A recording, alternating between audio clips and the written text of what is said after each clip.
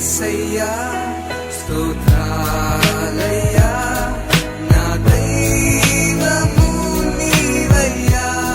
శుభోదయం. క్రీస్తు యేసునందు ప్రియమైన దేవుని బిడ్డలారా, మన రక్షకుడైన యేసు క్రీస్తు యొక్క పరిశుద్ధ నామంలో మీ అందరికీ ఉదయకాల శుభాలు తెలియజేస్తున్నాను. దేవుని యొక్క కృపలో దేవుడు మన బ్రతుకులకి మరొక నూతన దినాన్ని దేవుడు మనకు అనుగ్రహించాడు. దేవుని యొక్క ఉద్దేశాన్ని, దేవుని యొక్క చిత్త ప్రణాళికను మనం గుర్తెరిగి ఆయన చిత్తానుసారంగా జీవించటానికే ఈ దినం దేవుడు మనతో మాట్లాడుతున్నాడు. ప్రకటన గ్రంథం 2వ అధ్యాయం 10వ వచనంలో మన అనుదిన ఆహారం కొరకు మనం జ్ఞాపకం చేసుకుందాం.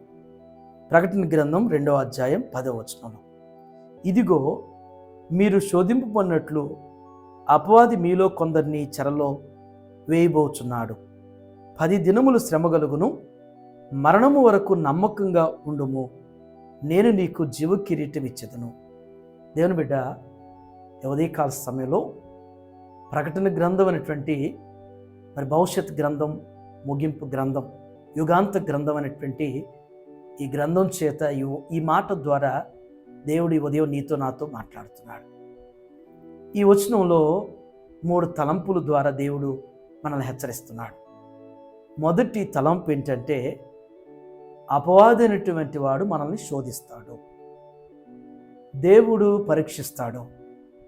మన విశ్వాసాన్ని, మన భక్తిని, మన నమ్మికను దేవుడు పరిశోధిస్తాడు, పరీక్షిస్తాడు.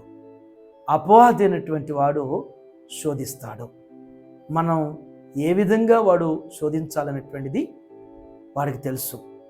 ఏ అస్త్రం చేత మనం బలహీనపరచబడతామో, పడిపోతామో, ఏ విధంగా శోధించాలో శోధకుడైనటువంటి వాడికి, అపవాదైనటువంటి వాడికి బాగా తెలుసు.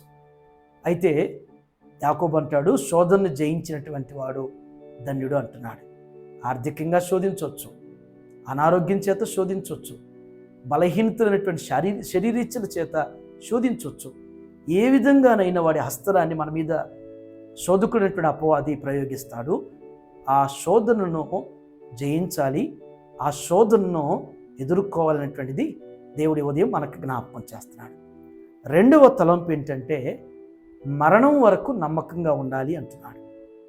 ఈరోజు చేసే భక్తి, ఈరోజు ఉన్నటువంటి విశ్వాసం, ఈరోజు ఉన్నటువంటి ప్రార్థనా జీవితము మన తుది ముట్టుకు, అంటే మన జీవితం ముగింపు వరకు కూడా, దేవుని పిలుపు వరకు కూడా మనం ఇవ్వబడినటువంటి ఆ దర్శనాన్ని మనం గుర్తెరిగి మనం ఎంచుకున్నటువంటి మార్గంలో దేవుని చిత్తానుసారంగా మన పనిలో నమ్మకత్వం కలిగి ఉండాలి. భౌతికమైన పనుల్లో నమ్మకత్వం ఉండాలి. దైవ సంబంధమైనటువంటి పనుల్లో కూడా, సంఘ కార్యక్రమాల్లో కూడా మనం నమ్మకత్వం కలిగి ఉండాలి. 2వ తలంపు. చివరి తలంపు ఏంటంటే, మనం శోధన జయించిన వారమైతే, దేవుని కొరకు నమ్మకంగా నిలిచిన వారమైతే, దేవుడు మనకిచ్చేటువంటి బహుమానం ఏంటంటే జీవ కిరీటం. జీవ కిరీటం ఎవరికి అంటే, శోధనలు జయించిన వాడు, చివరి వరకు కూడా దేవుని కొరకు నమ్మకంగా జీవించిన వారికే జీవ కిరీటం దొరుకుతుంది. మరి మన భక్తికి, మన యొక్క నమ్మకత్వానికి మనకి జీవ కిరీటం పొందుకోగలిగినటువంటి అర్హత, ఆ విధమైనటువంటి ఆత్మీయత ఉన్నదో లేదో ఈ ఉదయం స్వపరీక్ష చేసుకోవాలి. దేవుడు మనకింకా తరుణం ఇస్తున్నాడు, ఇంకా అవకాశాన్ని ఇచ్చి ఏ ఒక్కరు కూడా విడిచిపెట్టబడకూడదని, ప్రతి ఒక్కరు కూడా ఎత్తబడాలని, ఆయన సన్నిధిలో ఉండాలని, ఆయన అనుగ్రహించేటువంటి ప్రశంసను, ఆయన ఇచ్చేటువంటి జీవ కిరీటం పొందాలని ప్రవిష్టపడుతున్నాడు. ముళ్ళ కిరీటం ఆయన తీసుకుని జీవ కిరీటం మనకి ఇచ్చున్నటువంటి గొప్ప మహోన్నతుడు మన ప్రభు. ఆ ప్రభువును మనం గుర్తెరిగి ఆయన చిత్తాన్ని గైకొని జీవించుటకు పరిశుద్ధాత్మ నిత్యం మనకి తోడైండి నడిపించుగాక. ఎందుకు నన్నింతగా నీవు ప్రేమించితివో దేవా, ఎందుకు నన్నింతగా నీ. చిన్న ప్రార్థన చేసుకుందాం. శాశ్వతమైన ప్రేమతో ప్రేమిస్తూ విడువక మా క్షణం కృప చూపుతున్న దయగల మా ప్రభా, మీ పరిశుద్ధమైన నామానికి లెక్కలేని స్తుతులు చెల్లిస్తున్నాం.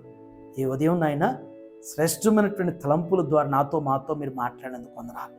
యువదేవు నాయన టీఎల్సీ అనుదినాహారం చూస్తున్న ప్రతి బిడ్డను ప్రతి కుటుంబానికి జ్ఞాపకం చేసుకోండి. ఈ హెచ్చరిక నాయన మేము అంగీకరించేవారుగా నా తండ్రి.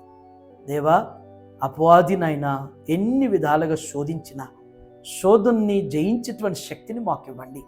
మీరే రీతిగా నాయన శరీరాశ, నేత్రాశ, జీవపు డంబాన్ని జయించారో అపవాది చేత, అపవాది నాయన కలిగించేటువంటి శోధన ఏ రీతిగా జయించారో మేము కూడా జయించడానికి మీ శక్తిని మాకు అనుగ్రహించండి. మీ కృపను మాకు తోడుగా ఉంచి నడిపించండి. దేవా, మేము నమ్మకత్వం కలిగిన ఆయన భూ సంబంధమైన పర సంబంధమైన పనుల్లో నమ్మకత్వం కలిగి జీవించటం మాకు నేర్పించండి. తొలగిపోకుండా మమ్మల్ని స్థిరపరచండి నా తండ్రి. దేవా, మరి జయించిన వారికే జీవకిరీటం ఇస్తానని సెలవిచ్చారు.